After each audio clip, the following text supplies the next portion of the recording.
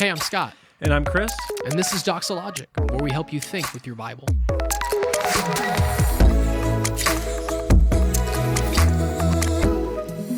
Well, welcome back to another episode of Doxologic. And Scott, we have really got a treat today.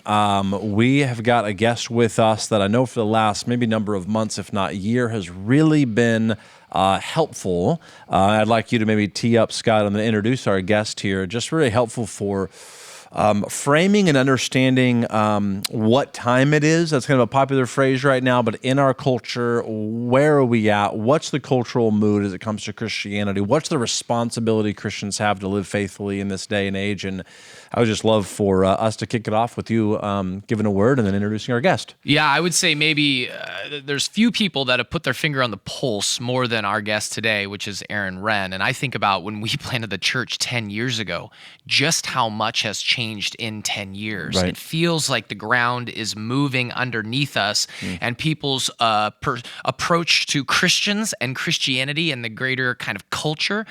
We've seen a definite shift, and Aaron has done some very, very helpful work in trying to delineate that and explain a little bit about where we find ourselves and why certain tactics that worked in the past may not work now, and just how to understand the world that we're living in as Christians in America today. And so we are so delighted to have you, Aaron. Thank you so much for being on the podcast today. Thanks for having me. So maybe we can jump right in with some background for you, brother. Just, your growing up years, coming to faith in Christ, ministry and professional background. I know that's kind of a lot, but wherever you kind of want to help our listeners get a sense for where you come from and what you do. Sure. Well, I'm from Catholic peasant stock on both sides of my family. Okay. German and Sicilian. And originally from rural southern Indiana, was baptized Catholic, but my mother got very interested in the Catholic charismatic renewal movement in the 70s, and that carried her into essentially Protestant Pentecostalism. So I was raised in a rural Assemblies of God church, very much in the end times culture war mode that we know so well in the late 70s and into the 1980s. There was also a little bit of a back to the land element there. Mm-hmm. As we moved from sort of the edge of town, sort of further out into the country, and heated our house with wood and planted big gardens and all that good stuff. Yeah. But that was my childhood, and then I graduated, went to Indiana University.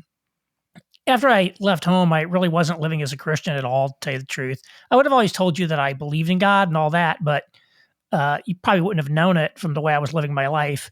But after school, I got a job with a company now known as Accenture and moved to Chicago and did management consulting with a technology bent for probably 15 plus years, which was a very transformational for my life. I fell in love with cities. Someone once told me, Aaron, you love cities like only somebody from a town of 29 people can. And that was me. Great. And so I got very interested in that and sort of started a blog about cities called the Urbanophile, the lover of cities. That was sort of a creative outlet, but it became very popular. And so I sort of did a career pivot. I left Accenture in 2009 in order to basically try to see what I could create out of that, which turned out to be a really bad experience, to be quite honest, in a lot of ways. I don't want to go into too many details because we'd be here all night, but essentially my life sort of melted down shortly after that, which kind of reconnected me with faith. And then it did end up being a success, though. I ended up at the Manhattan Institute for several years in New York City, which was great, which I loved living in New York. So that was kind of my second career, was urban policy, essentially applying the tools and techniques and disciplines of management consulting to the problem of the city. So I did that and was mostly attending Presbyterian churches, which is what I still, continue to be Presbyterian. And then I did essentially a second career pivot when I saw about a decade ago that young men were not turning to the church or other institutions, but they were turning to all these emerging online influencers. And this was very early before Jordan Peterson, he was even really known. I hadn't even heard of Jordan Peterson at that time.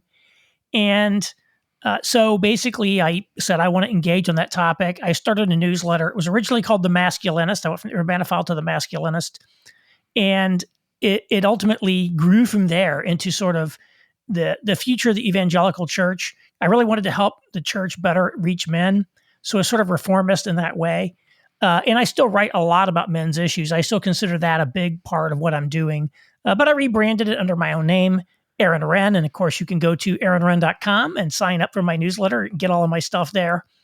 And so that sort of brings me to the present day. It was sort of my three careers, if you will, that I've had. And then got married, had a kid, and we moved back from New York City to Indianapolis, my wife and I both being from Southern Indiana, and we've been living here since about 3 months before the pandemic.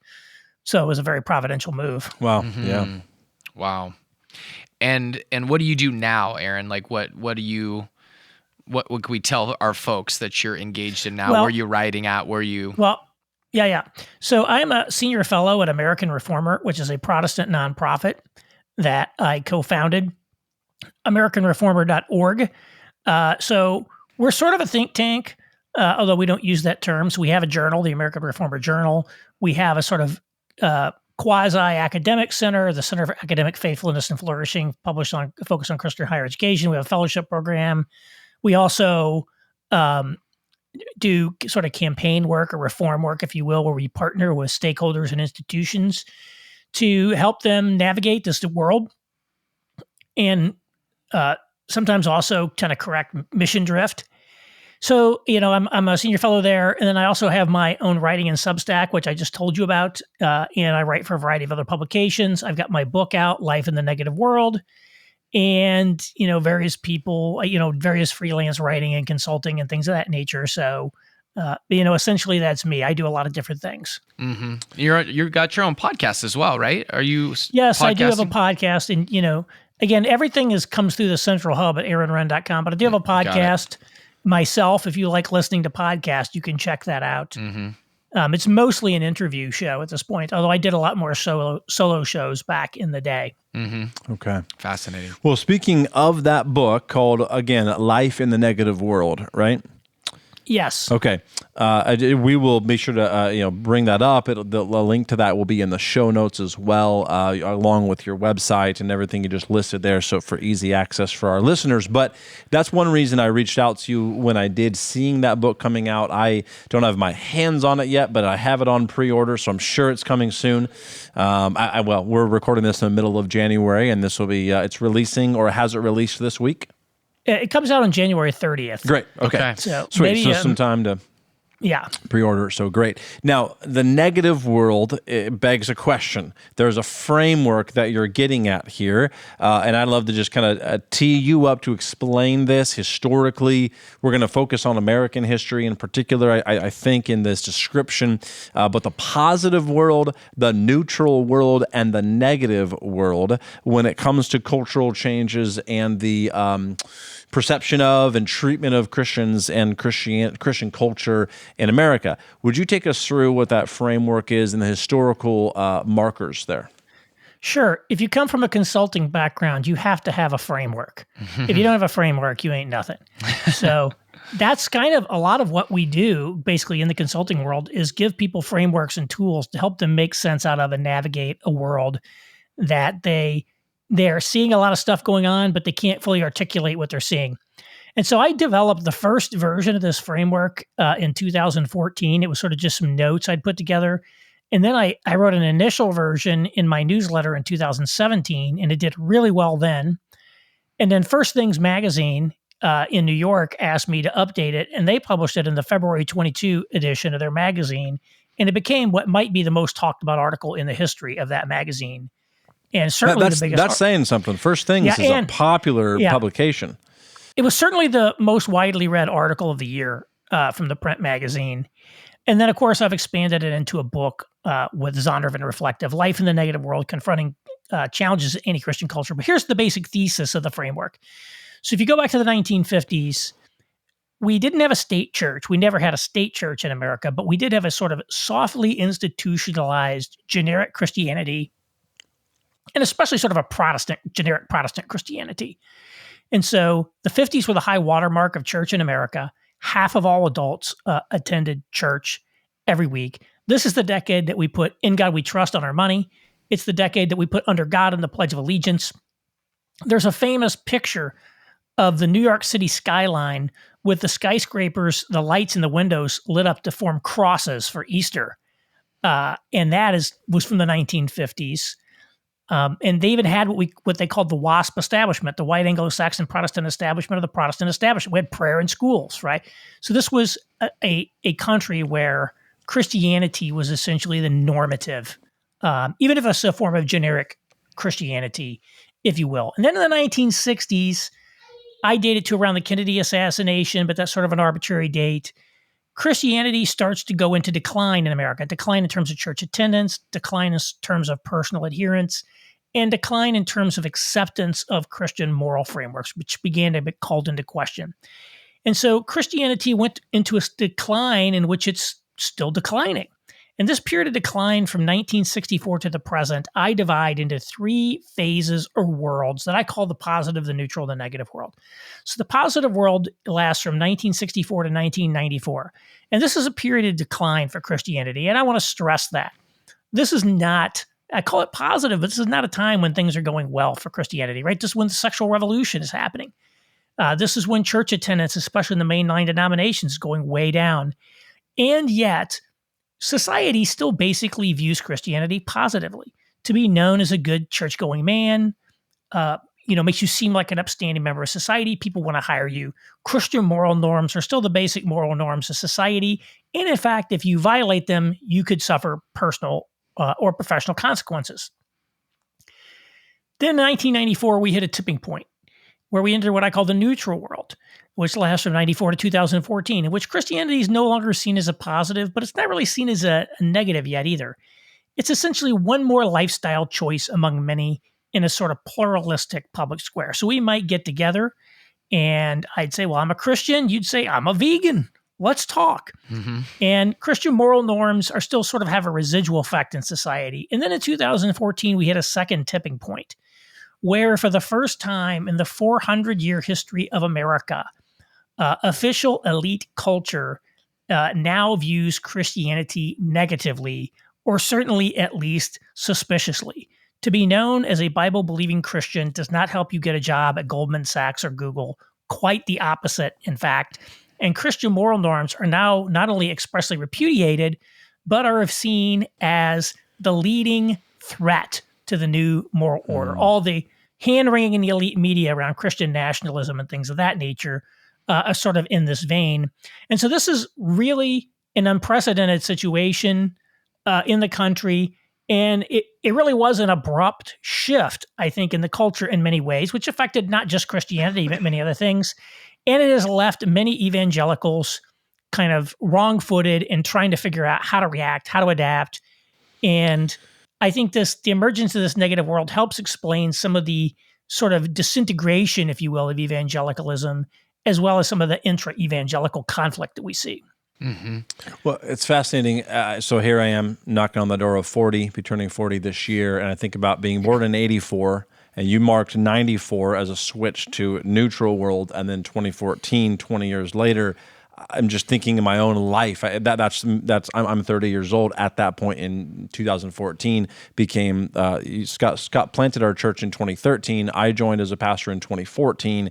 So it is certainly, like you said, it's shifting the ground underneath. So I think about my younger life and how little I understood about culturally how fast things were changing. Fast in terms of a 400-year period. This has been a very abrupt change. Right. And almost leaving a lot of even Christian leaders in a sense of it feels like sometimes denial of where we actually are, or maybe wishing we were where we aren't, essentially, like wishing we were still in a more neutral world, or treating the world we live in as still a neutral world. And And I think this is where it's interesting because you said you wrote the article in 14, updated it in 17, came out again in 2022, and you think about all the different time periods that represented and big issues going on, and you're coming out of like COVID by the 2022 one, and awareness of kind of some of what was going on, and much more clarity than at the beginning. BLM and George Floyd Yes, and yes. presidential politics. Right. All of that among others. taking place, and then a real examination of even the way Christian leaders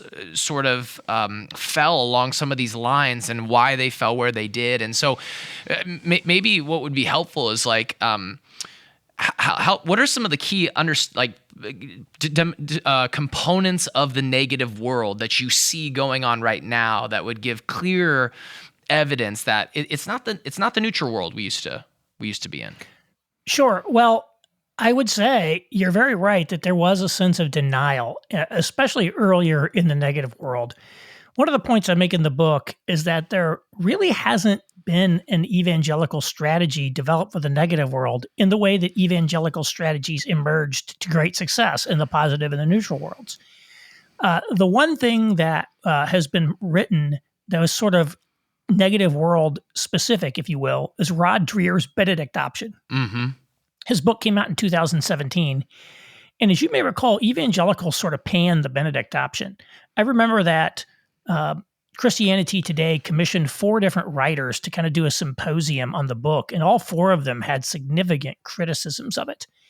And I really think that there was a sense of denial, maybe, even almost up until my First Things article came out. And what I've detected is something of a shift. I don't really hear people saying that we don't live in a negative world anymore when we hear it. What I hear is a few different things. One is some people say, well, yes, we're in a negative world, but the negative world started a long time ago, much longer back. We've been, welcome to the club. It's been negative for us for a long time. Or it's always a negative world for Christians might be another kind of spin at it. So that was sort of one kind of deflection. And then the other one, which you see in a number of the anti-Trump evangelicals, Russell Moore would be an example of this. I think Tim Alberta, the Atlantic reporter who just wrote a book, The Kingdom, the Power, and the Glory, and who says he's an evangelical, son of an evangelical pastor. These guys would fall into this category, is saying, yes, society has turned hostile, kind of negative towards Christianity, but it's evangelicals' fault. They were such bad people. We've brought it upon ourselves. We brought it upon ourselves. And so it's a little bit of a I think it was Rod Dreher. I don't know if he invented it, but he certainly popularized the idea of the law of merited impossibility. That could never happen. And when it does, you bigots will deserve it. And that's sort of the view of those people. But I see less and less of the denial today, because it's just there. But let me give you an example.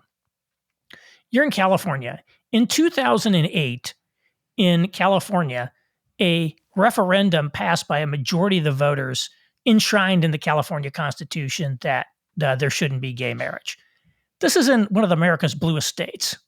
A popular vote voted against gay marriage. Also in 2008, both Barack Obama and Hillary Clinton ran for president saying that they opposed gay marriage. Okay. And certainly a big shift. In the 2008, the 2009 inaugural for Barack Obama, Rick Warren gave an invocation.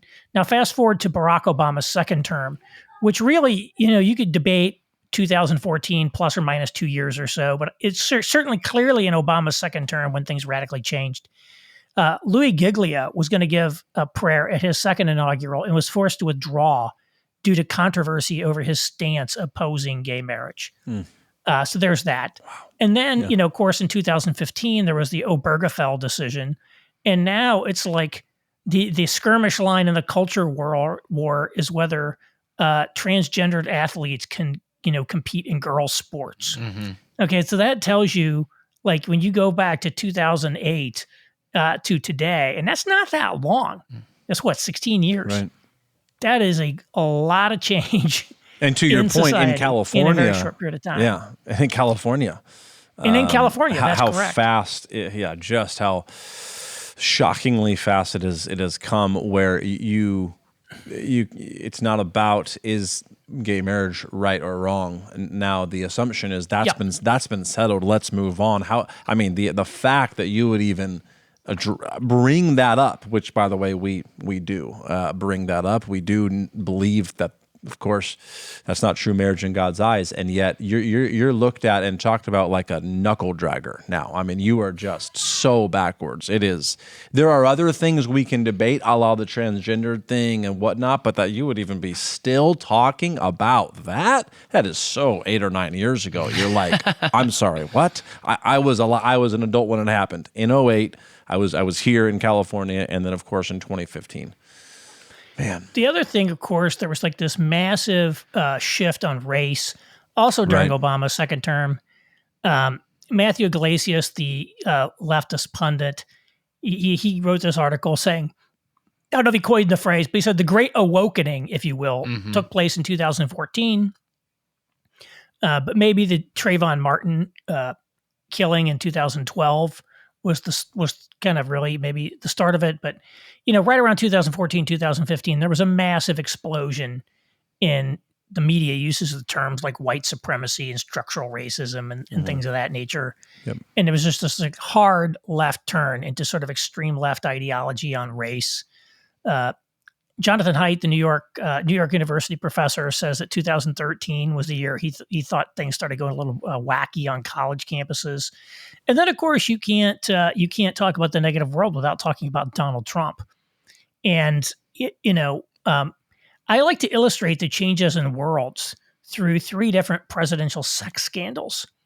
In the positive world of 1987, Colorado Senator Gary Hart was the frontrunner to be the Democratic nominee for president in 1988. And when it was reported that he had a young woman stay all night in his townhouse in D.C., he had to drop out of the race. I mean, if a politician had an affair, that could be a career ender in the positive world, which today it's like nobody would even care. Fast forward to 1998, the Monica Lewinsky Clinton scandal happened. That badly damaged Bill Clinton, to be clear, but he survived it because all the Democrats rallied around him and said, well, his personal behavior, however deplorable, doesn't affect his ability to professionally do the job. And of course, even all the feminists came to his defense. And then that's the neutral world. You fast forward to the negative world, October 2016, NBC with their October surprise, the Access Hollywood tape. We're going to get him. We're going to drop this Access. They've been sitting on the thing for months, by the way.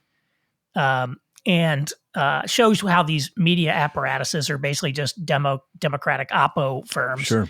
But basically, in retrospect, that was like a 48-hour blip of a scandal. It really had nothing to do with him. Donald Trump is a guy who, in the positive or even neutral worlds, would have just been viewed as morally unfit, temperamentally unfit to be president. It's only possible for someone like Donald Trump to get elected in the negative world. And I think this shows that the emergence of the negative world isn't just a problem for evangelicals or something of that nature, right? Now you evangelicals are on the outs and, you're in trouble. It has profound and pervasive effects on our society. And I think there's a great irony there that the very people who tore down all the standards of behavior in the name of liberation are the very people most appalled and horrified by Donald Trump. But I mean, what standard could they possibly apply? When they, you open up your New York Times, it's like, oh, polyamory is great. Oh, it's great to divorce your amazing husband for no reason at all other than self-fulfillment. Oh, let's go, X, Y, or Z. It's like there's always something else they're saying, right? And it's like, oh, but Donald Trump, that's a bad guy. Yeah, he's unfit. And by what standard? He's unfit. He said bad things about women. It's like, you're the ones who destroyed all the standards. And so I think that the emergence of a guy like Donald Trump shows the profound change that the negative world has. Yeah. What does what's the impact of this in the normal life of a Christian? Like, what are people seeing that would kind of still solidify this? Like, oh, okay. Again, for the person who's like, so much has changed so fast, and I'm trying to keep up with it. And what is the evidence or the reality for what I'm kind of calling the average kind of life of a Christian, the normal life? Like, how's it changing in this generation? What are people facing to kind of help them say, let me grasp this framework to help me make sense of why this is now so difficult, maybe more than it was in the past? Well, what I say is, my framework is just a tool. Sure. If people don't find it useful, don't use it. If there's something else that helps you make sense out of the world, use that. I'm not here to cram my framework down anybody's throat who doesn't find it useful. I do think there is a sort of alarmist tendency in a lot of the conservative evangelical world that thinks like that things have gone crazy. But the reality is that, for the average person in America, life's still pretty good in a lot of ways. I think, if for the average sort of suburban evangelical megachurch attender, they probably, there's pride flags everywhere in the month of June, and their corporation basically talks about, how evil white people are all the time, but they can sort of dismiss those things, I think, a little bit. One of the things that to me just shows like a profound difference in the daily world, in the day to day, and I think a lot of people do see it, is the fact that, and this is a big part of the end of sort of the Christian moral framework, is essentially we've now industrialized vice. So, for example, it used to be that if you wanted drugs, if you wanted to gamble, if you wanted some type of ultra high interest loan because you were bad credit risk, maybe if you wanted some prostitution or some type of sexual services, where'd you go? You went to the mob, right? You went to the black market. Well, now all those things are legal and commodities. Prostitution's not everywhere, but we have super saturated with internet porn. We've got gambling everywhere in America. We've got payday loan stores on every other corner. And of course we're legalizing pot, legalizing psychedelics, a huge problem with opioids here. And by and large, the people who run our country are completely indifferent to it because they don't have any sort of moral compass whatsoever. I mean, the people who run America are just completely morally bankrupt, in my opinion. And I don't base that necessarily on any sort of biblical moral standard. It's just in the results they're producing, such as declining life expectancy, record overdose deaths, just basically exploiting vulnerable people, for problem gamblers and things of that nature, which is where they make their money. And so you can certainly see the degradation, I think, of things in a lot of ways. As somebody said, you can, if we're willing to open our eyes a little bit, we can see that many of our communities are starting to change from Bedford Falls into Pottersville. Now, that's not everywhere, but that's happened in a lot of the country. And the number of high-functioning communities is just much lower than it used to be. And of course, that's one reason why they like to have super high housing prices, which is the only way to essentially insulate yourself from some of these dysfunctions. And so, yeah, I mean, you can look around and say, do you think you have a healthy society? Maybe you do, maybe you don't. I don't think so. But I'm not predicting a collapse in America anytime soon or something of that nature. I don't think that the America is on its last legs or something, but which I do think there's a lot of apocalyptic things there. But certainly, your kids are now, your kids are being exposed to a lot of crazy things in schools if they're in the public schools. Right. You can see that for sure. Yeah. From a Christian perspective, even the apologetics game has kind of shifted and probably has some pieces to it that need to be addressed about how maybe to engage the negative world that we're living in, so to speak. And there's been a lot of battles over that, right? And even seeing over, from 10 years ago to now, the splintering of evangelicalism in a lot of ways into a lot of smaller, more tribalistic kind of factions battling against one another. I think of even things like the winsomeness battle over the word winsome, and kind of propagated by Tim Keller's approach, which was, I would think, quite successful in the neutral world, but maybe not the same as in how maybe most effectively apologetics would look in the negative world. And yet winsomeness isn't a bad word, but it kind of became a bad word. Could you walk us through a little bit of like what would be the Christian's approach from a missional standpoint or an apologetic standpoint of kind of how to engage or what we're dealing with that maybe makes it different than the era before? Yeah. Here's a couple twists I'd put on it. Twist number one, and again, some of the people like Keller in the more urban environments were probably dealing with this earlier. But point number one is like, people don't even know who Jesus is. They don't know the first thing about Christianity. And so, and even Tim Keller talked about this. He became sort of nationally famous when he wrote The Reason for God, I think in 2007. Which was a New York Times bestseller, good book. And, it's sort of a defense of Christianity being true. And then after he read Charles Taylor's A Secular Age, he sort of came to the conclusion that, there's something I missed in this kind of age we're in. We don't have to just convince people that Christianity is true.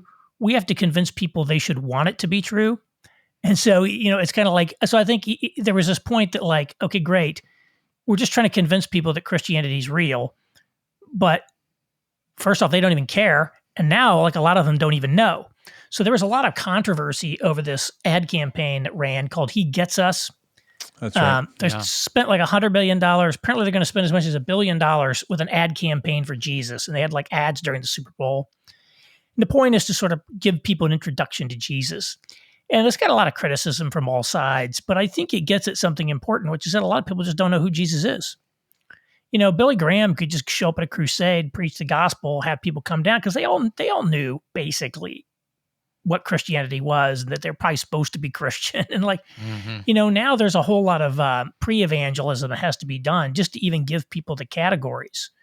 You can't expect that anyone knows anything about the Bible or anything about Christianity or anything about Jesus. That's number one. That's like a big issue for a lot of things. The second thing is that it's Christianity is low status. So you not only have to convince people that Christianity is true, you have to convince people to accept a status penalty for becoming a Christian. And so that is really that's really, I think, something that's hard to do. Now, I will say, we've always done it in a sense because Christianity has always thrived among people who've hit quote unquote rock bottom. If you're a recovering drug addict, if you're an ex-offender, if you're, someone that's struggled with homelessness, you're not so worried about whether something is unpopular. You're just worried about whether it helps you. So I think kind of desperate times provides a willingness for people to do that. But I also think that, we have to give people reasons to believe that, that they should, Christianity is not only true, but is so compelling that you would want to adopt it, even though it's going to cost you like in the here and now. So it's not like back again in the 50s where lots of people were in the pews because that's just what you did. And you got some extra credit there and you might even be looked at strange if you didn't. It's a completely different story today. But I do think there are opportunities there. James Wood, who's a theologian, former pastor, church planner, he was one of the people that got very involved in the winsome debates. He thinks there's like, hey, in a world where, there's so much crazy stuff being said, clarity on the truth can be compelling. And I agree with that. And I go back and look at like Jordan Peterson, 2018, which is kind of peak Jordan Peterson. And that was really part of his appeal. If you watch his interview on Channel 4, which is a major British network there, untold millions of people watch that. He just sat there and he had a very hostile interview, and he just held his ground and said, look, there are substantive differences between men and women, and those things have consequences for, like, for example, who gets paid more. You know, I believe he talked about the difference between average scores on the personality trait of agreeableness. Women are more agreeable on average than men, although of course there are some, women who are less agreeable than the average man, et cetera. So that makes, that has led to women being less likely to agitate for a raise and, to create a ruckus when they feel they're uncompensated. Go into the boss's office and start demanding money, for example. And so that, those things like that. And so just the idea that, like, men and women are different, that he would be willing to state that and stand behind it and back it with facts, which people were tremendously attracted to that. That he's willing to say things that are obviously true when everybody else is sort of telling lies. And I think there's opportunities there because, I mean, so much of our world, well, I don't know what a woman is, as our Supreme Court justice said, for example. It's kind of she's not a biologist, right? Yeah, I'm not a biologist. You don't really know. It's like all this stuff, and so there's all that. And again, I mean, there have always been a very tiny number of people who had gender dysphoria, and things of that nature. So I believe that's actually a legitimate condition. But this idea that, like, there's no such thing as gender, biology doesn't matter. I mean, it's basically just gone completely ridiculous, over the top. And, so people look at that and they say, well, I don't think that's right. And so, but nobody will say that because they're afraid of getting canceled. I think people who are willing to tell you the truth, and we see it online. And that's one of the reasons that so many young men are flocking to these online influencers. It's because many of them are bad people. Let's be honest, pickup artists, for example, are very bad people. Some of them are more anodyne. Some of them are actually pretty good people, like Jocko Willink, or I think is a great guy, for example. I haven't seen him say anything toxic. I haven't watched everything that he said, but like, so it was great advice. So it's like a spectrum there. But, they're willing to, like, give people politically incorrect truth. And they're like, wow, this is amazing. I've been waiting for somebody to say this. So I think it shows that if you're willing to provide, like, truth boldly, you can attract an audience. And the reason I go back to that Jordan Peterson 2018 interview is because he was winsome. It was so was some tension in that interview, but he wasn't creating it. He was just sitting there calmly holding his frame, stating his case. He wasn't being a provocateur. He wasn't being a bomb thrower. And so I think there is definitely a case for being winsome, but being winsome and also being courageous in speaking truth. Could I say it this way, Aaron? Is if we think about the phrase cancel culture and how terrified many Christians are, cancel culture coming at them in their job, place of employment.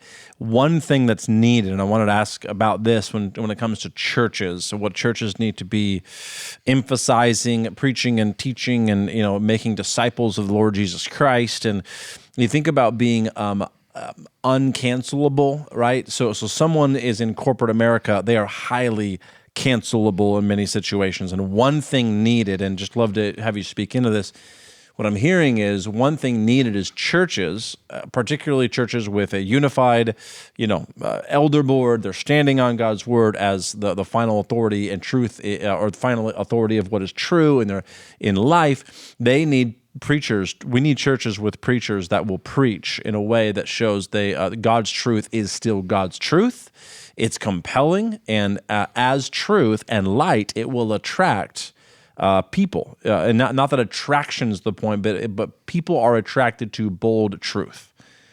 And in a very high cancel culture, we need churches that will not cancel those preachers, especially the ones that do it well in love, but with courageousness or with courage. Right. Now, there's a whole lot I can talk about there because about a first quarter of my book is about sort of the three worlds and a kind of an analysis of the evangelical world, an analysis of culture. And the last 3/4 of it have to do with how should we live now? And I talk a little bit about that. One is this idea that, we need to be intentional about our choice of career, about our choice of where to live, about our choice of church, about the way that we live our lives financially in light of the possibility of cancellation. And we need to structure our lives with an eye towards resiliency.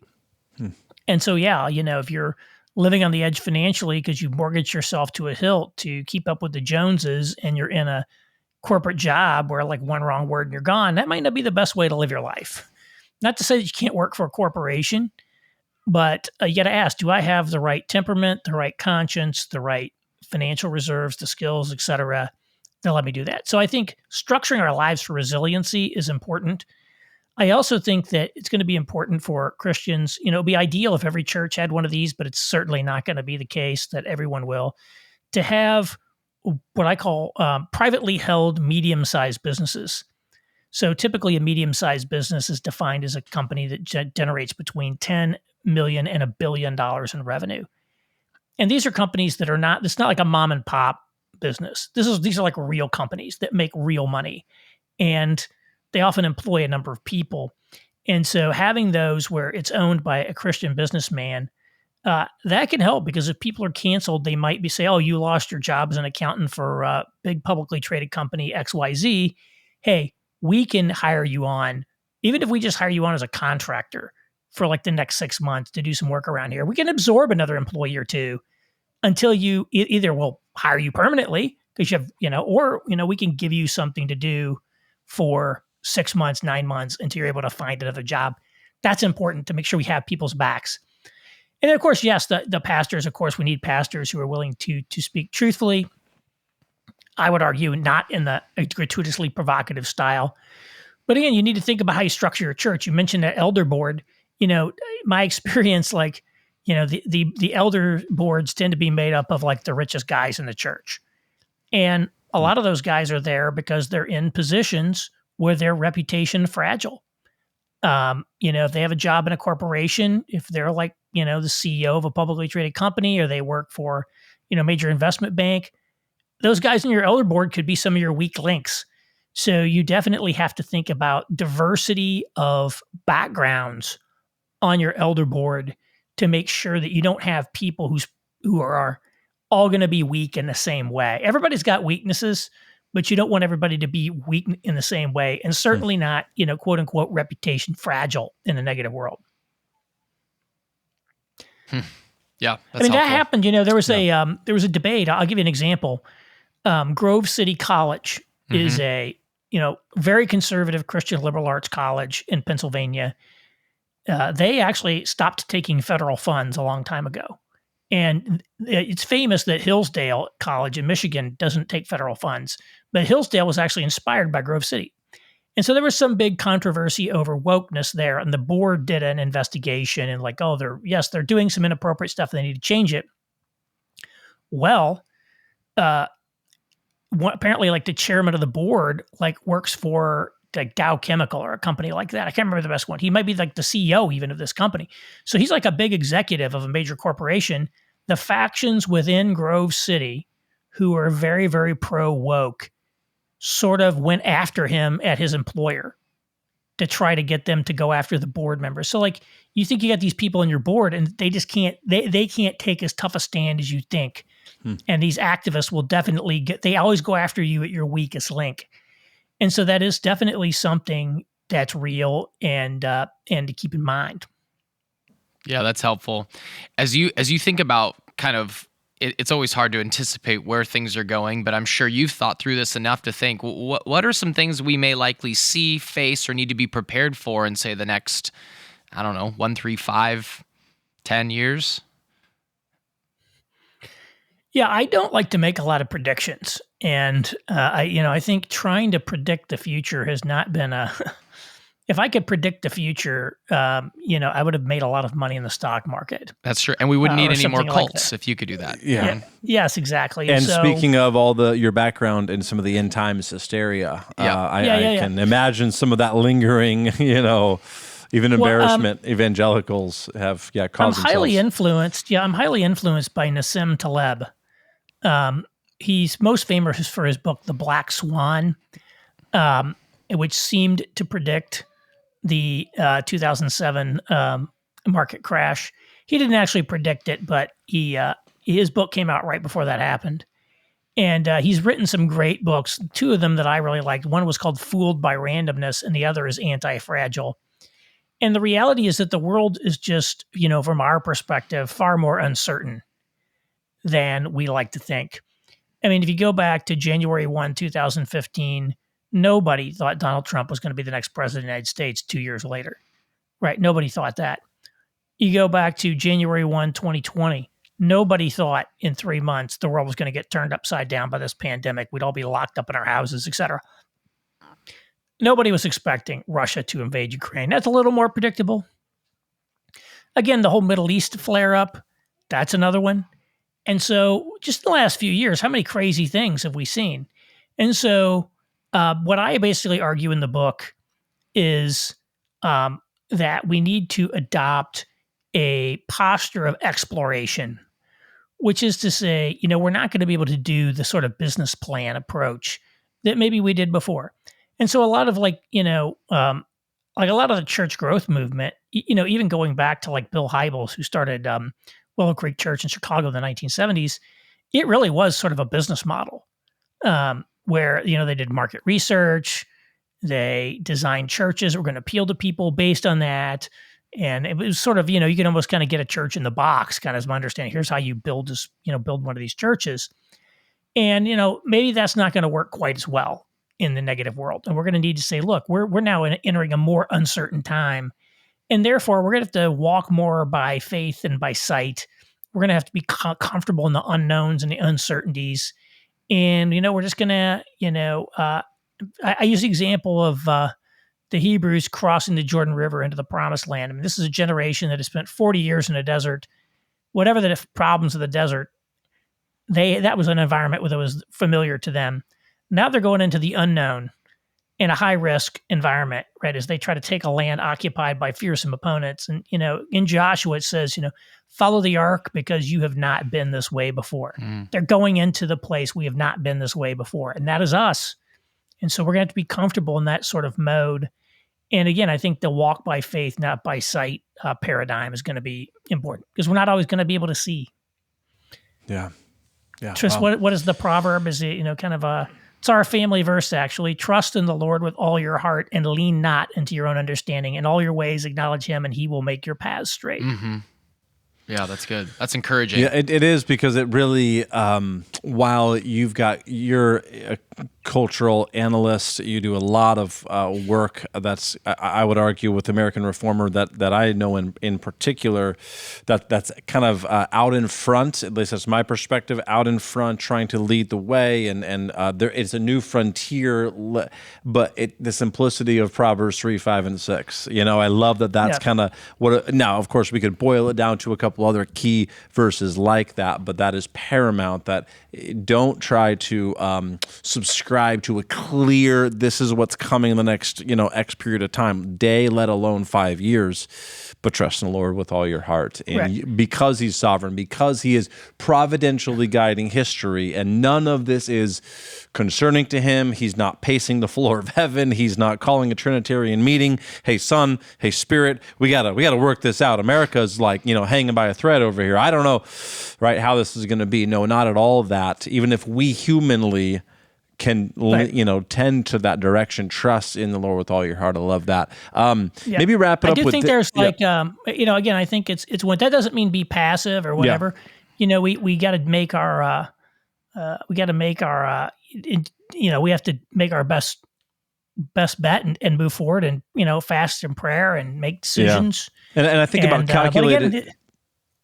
calculated risk, a posture of exploration. Exploration includes risk. Yeah. Because we don't know, we don't get passive. We lean into the Lord and we trust him with risk, not with passivity or fear-based living. We keep seeking to build as the Lord would have us. Yeah. The other proverb that I love is many are the plans of a man, but the purpose of the Lord will stand. Mm-hmm. Yeah, that's so good. Yeah, amen. There's just a little bit of a freedom in that versus feeling like if I have the right answers, I'll be the one that responds right to the future. And you're drawing us back to the scriptures to be obedient to what is already revealed. I even think about just like how surprising COVID was and the church's response to that and how they were going to react and implement 6 feet of separation. Do we have services with a quarter How of the many can people? come? How many Yeah, can come? yeah, Is right. it inside? Is it outside? All of those dynamics. How long will we just not meet at all? These principles are just so helpful to say whatever comes in the future, we can lean on the sufficient and infallible word of God to lead and guide and hopefully enable us to make faith to take faith-filled risks and steps forward, knowing sort of what we're up against. Obviously, in some sense, there's always a negative world from the enemy's perspective, and trying to undermine what the Lord would have done, and certainly doesn't like to see the church be built and those kind of things. Yep. Well, Aaron, land on the plane here. Maybe you've already mentioned a couple of books, or at least one author. What are I'd love to add to the listeners' reading list. Hey, I need to read the following.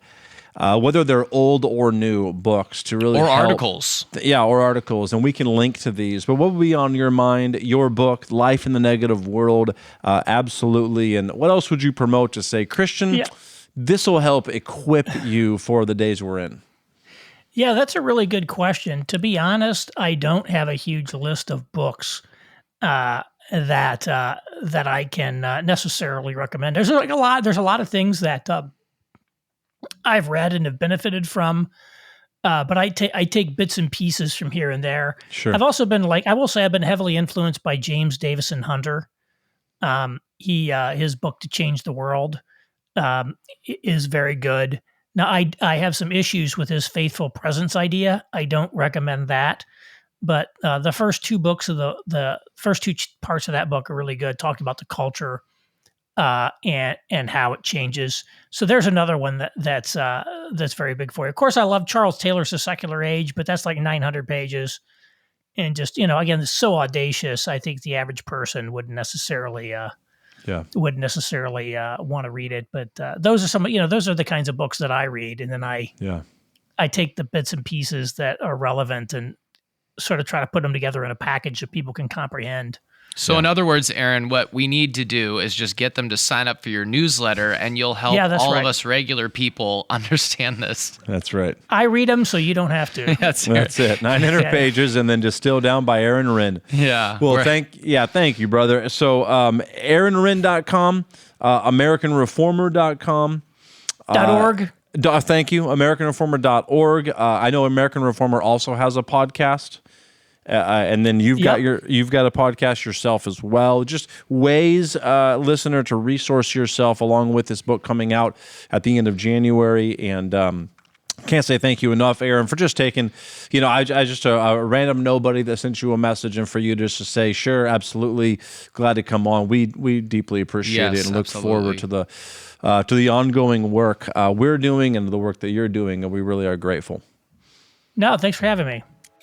All right. Well, listener, thank you for tuning in, and we will see you next time. You've been listening to Doxologic, a podcast by Doxa Church in Rockland, California. To learn more, visit us online at doxa.church.